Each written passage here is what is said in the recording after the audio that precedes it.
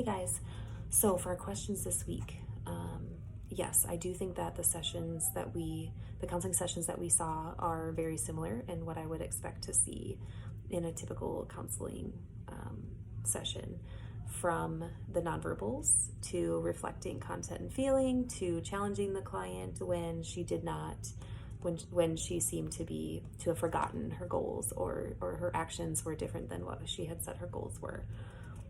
Chapters 8 and 9 talked a lot about empathy and assertiveness and respect, being genuine and humble, building up the therapeutic relationship, but mostly empathy, which the book described as seeking first to understand. And I just thought that is a great way to just sort of go about life in the first place in our relationships, to always seek first to understand. I appreciated also the practical steps of how we can demonstrate empathy to our clients, which is reflecting both content and feeling was one way.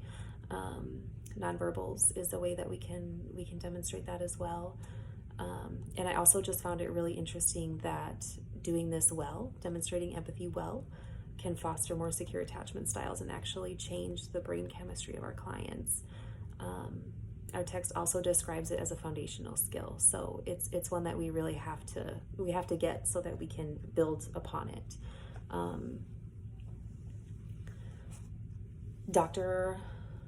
Theoretical orientation.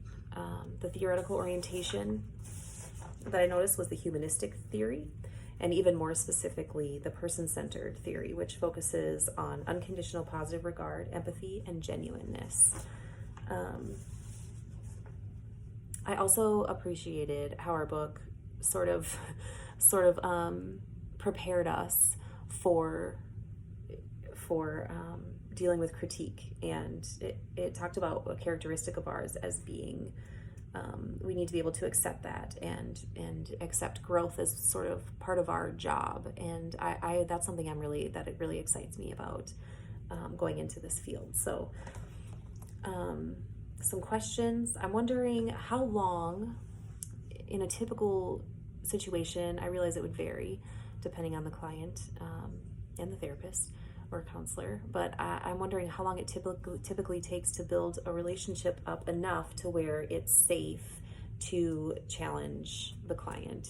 And then also with the theories, there's so many theories, and the book makes it seem like we are to pick a theory and stick with that theory.